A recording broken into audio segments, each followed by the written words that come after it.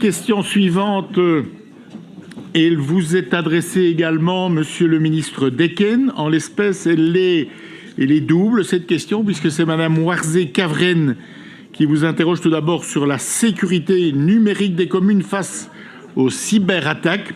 Monsieur Azé interviendra dans la foulée. Madame la députée, vous avez la parole.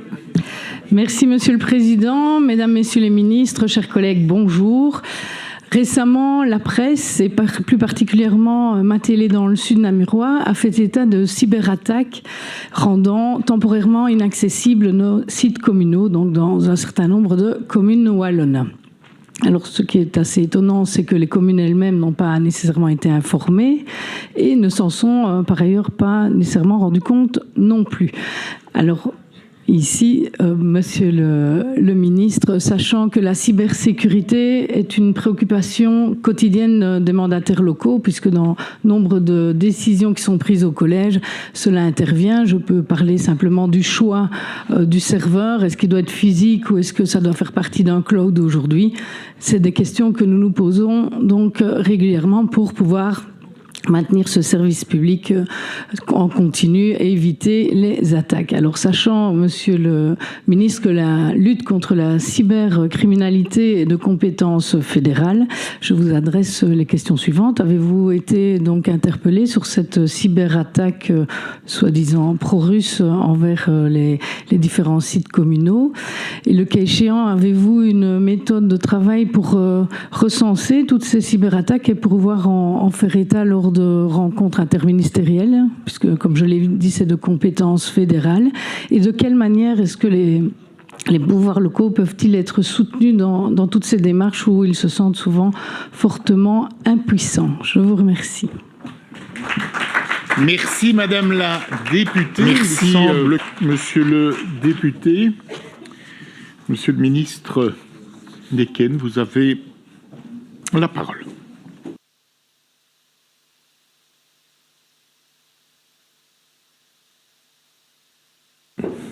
Merci, Madame et Monsieur le député, pour vos questions. C'est évidemment un enjeu important que celui de la sécurité informatique de nos systèmes et de nos administrations.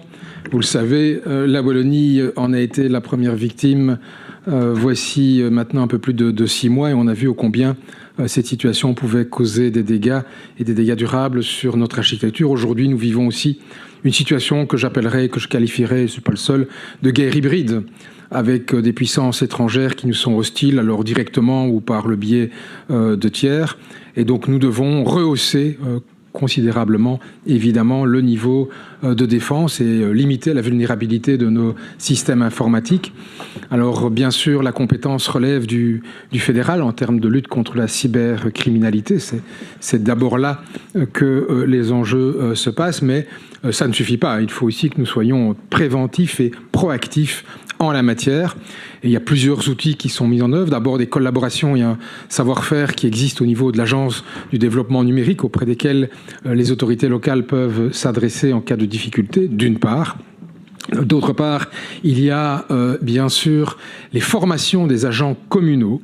Il y a des formations qui sont développées par le SPOB IAS et par le Centre régional de formation à l'attention des agents et des responsables des services communaux, parce que c'est quelquefois une mauvaise pratique, une inattention, je dirais un défaut de comportement qui peut amener effectivement à des personnes mal intentionnées à s'introduire dans des domaines informatiques relevant des pouvoirs publics.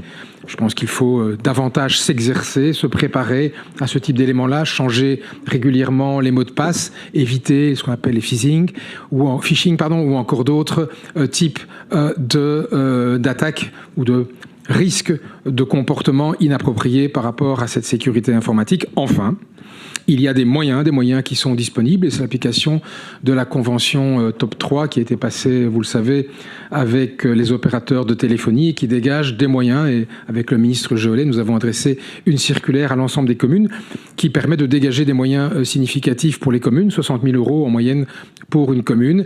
Et ces moyens peuvent être affectés, et je ne peux que les encourager à les affecter, à de la sécurité informatique. Concernant le ciblage de telle ou telle commune, tel ou tel opérateur, je pense qu'il y a une faille dans dans un système qui est lié à l'intercommunal IMIO, puisque toutes les communes concernées sont en lien avec l'intercommunal IMIO. Il s'agit aujourd'hui, je sais que l'opérateur public travaille à résoudre les problèmes qui ont été constatés. Voilà ce que je puis dire en l'état, mais mon administration sera chargée évidemment de faire une évaluation complète de cette vague d'attaques à l'attention aux administrations communales. Voilà ce que je puis dire en réponse à vos questions en l'état, sous forme en tout cas de votre question d'actualité. Merci, monsieur le ministre. Alors, le moment des répliques est venu. C'est tout d'abord à madame Warzé-Cavren que je m'adresse.